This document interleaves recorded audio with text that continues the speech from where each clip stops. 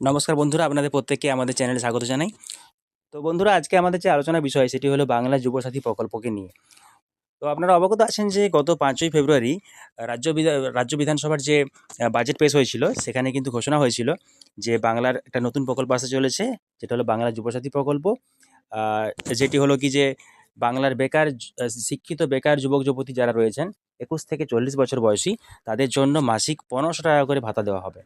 তো এই প্রকল্পটি চালু থাকবে আপাতত ৫ বছর, তারপর আবার স্ক্রুটিনি হবে। তো এখন আমরা জানবো যে এটার জন্য কি, কি নথিপত্র আপনাদের লাগছে। তো দেখুন, আ যে খবর এখনো পর্যন্ত পাওয়া যাচ্ছে যে প্রত্যেকটি বিধানসভা এলাকাতে একটি করে ক্যাম্প হবে এবং যেটি শুরু হচ্ছে ১৬ই ফেব্রুয়ারি থেকে। তো এর জন্য যে সমস্ত নথিপত্রগুলো লাগছে সেগুলো হলো আধার কার্ড, মাধ্যমিকের অ্যাডমিট কার্ড এবং শিক্ষাগত যোগ্যতার প্রমাণপত্র, যেটি হলো আপনার মাধ্যমিক বা উচ্চতর পরীক্ষার মার্কশিট। আর লাগছে আপনার ব্যাংকের অ্যাকাউন্টের ডিটেলস এবং পাসপোর্ট সাইজের একটি ফটো, মোবাইল নাম্বার তো অবশ্যই লাগছে। তো এখনো পর্যন্ত আমাদের কাছে যেটুকু আপডেট, যে ১৬ই ফেব্রুয়ারি থেকে এটি ফর্ম ফিল আপ শুরু হচ্ছে। আ বাজেটে যেটা ঘোষণা করা হয়েছিল যে আগস্ট মাস থেকে চালু হবে, কিন্তু তারপর আমরা দেখেছিলাম যে মুখ্যমন্ত্রী একটি বিবৃতি দিয়ে জানিয়েছিলেন যে এটি ১লা এপ্রিল থেকে শুরু হচ্ছে।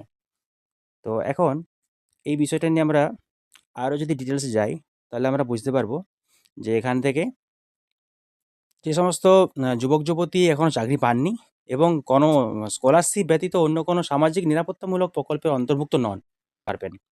তো আমরা আজকে আপনাদেরকে এই ফর্মটি সম্বন্ধে একটু ডিটেলসে জানাবো।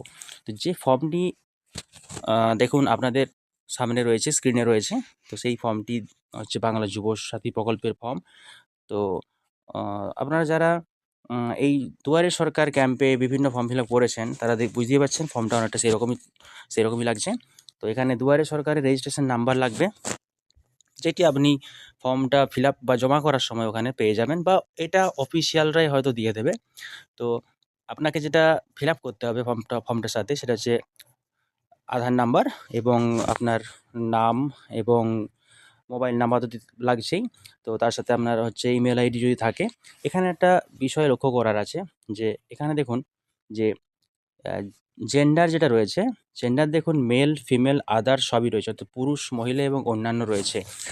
আমরা কদিন আগে সোশ্যাল মিডিয়াতে শুনতে পাচ্ছিলাম বিভিন্ন জায়গাতে যে শুধুমাত্র পুরুষরা অ্যাপ্লাই করতে পারবে, কিন্তু সেটা নয়। এখানে কিন্তু পুরুষ, মহিলা সবাই অ্যাপ্লাই করতে পারবে। তো আরেকটা জিনিস যেটা হচ্ছে যে বয়সটা কত লাগবে? বয়স হচ্ছে ১/৪/২০২৬ এর মধ্যে কিন্তু বয়স হতে হবে, এবং সেটি কত?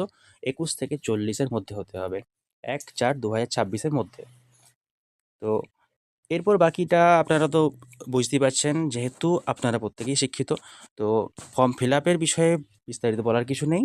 তবুও কয়েকটা জিনিস লক্ষ্য রাখবেন, যে যাদের কাস্ট সার্টিফিকেট আছে, অর্থাৎ এসসি, এসটি বা ওবিসির মধ্যে পড়ছেন, তারা সেই সার্টিফিকেটের জেরক্স কপি দেবেন, জমা করবেন এবং তার সার্টিফিকেট নাম্বারটা কিন্তু এখানে আপনারা পুট করবেন। এর সাথে আরও যে সমস্ত গুরুত্বপূর্ণ জিনিসগুলো আপনাদের লক্ষ্য রাখা দরকার আছে, সেগুলি হলো যে মাধ্যমিকের যে আপনাদের রেজাল্ট, হ্যাঁ? মাধ্যমিকের রোল নাম্বার লাগছে এখানে। বর্ষটা লাগছে, কোন বছরে আপনারা মাধ্যমিক পাস করেছেন সেটা লাগছে। আর কোন বোর্ড। এর সাথে লাগছে আপনার সর্বোচ্চ শিক্ষাগত যোগ্যতা, তার প্রমাণপত্র লাগবে। বর্তমান পেশা লাগছে। আর এই যে জায়গাটা দেখছেন আপনারা এখন, এটা খুব গুরুত্বপূর্ণ একটা জায়গা, যেটা হচ্ছে ব্যাংক ডিটেলস। এটা কিন্তু খুব ভালো করে ফিল আপ করবেন। ব্যাংকের নাম, ব্যাংকের শাখা, অ্যাকাউন্ট নাম্বার এবং আইএফএসসি কোড। এরপর যে বিষয়টা আমরা দেখব সেটা হচ্ছে যে অন্য কোনো সরকারি সাহায্য আপনি পান কিনা? রাজ্য সরকার প্রদত্ত শিক্ষাগত সুবিধা বা বৃত্তি ছাড়া। তো রাজ্য সরকার যে সমস্ত বৃত্তি বা শিক্ষাগত সুবিধা দিয়ে থাকেন, হ্যাঁ? সেইগুলি যারা পাচ্ছেন সেটার সাথে এখানে কোনো সম্পর্ক নেই। সেটা পেলেও আপনি করতে পারবেন। কিন্তু অন্য কোনো সরকারি সাহায্য, অর্থাৎ ওনারা যেটা বলতে চাইছেন সেটা হচ্ছে যে লক্ষ্মীর ভাণ্ডারের মতো, হ্যাঁ? এই যে প্রকল্পের সুবিধা, হ্যাঁ? সেই সুবিধাগুলো যদি কেউ পেয়ে থাকেন, তাহলে কিন্তু তারা এপ্লাই করতে এখানে পারবেন না। তো যদি না পেয়ে থাকেন, অবশ্যই আপনি ফর্মটা ফিল আপ করবেন। আর যে সমস্ত ডকুমেন্টসগুলো লাগছে, এটা তো আপনারা প্রথমেই দেখলেন। সেইগুলো আরেকবার দেখে নিন। এই ডকুমেন্টসগুলো আপনাদের কিন্তু লাগছে। এগুলো আপনারা অবশ্যই রেডি করে রাখবেন। এরপর যেটা হচ্ছে যে সেলফ ডিক্লারেশন, যেটা স্বঘোষণাপত্র আপনাকে এখানে ওটা ফিল আপ করতে হচ্ছে। ফিল আপ করার পর আপনি সিগনেচার করে ফর্মটা জমা করবেন। তো বন্ধুরা, যারা আপনারা এই বাংলা যুবসাথী যে প্রকল্প, এটি পাওয়ার যারা যোগ্য তারা অবশ্যই আপনারা ফর্মটা ফিল আপ করে রাখুন এবং এই ভিডিওটি ভালো লাগলে অবশ্যই লাইক, কমেন্ট এবং শেয়ার করুন। ধন্যবাদ প্রত্যেককে।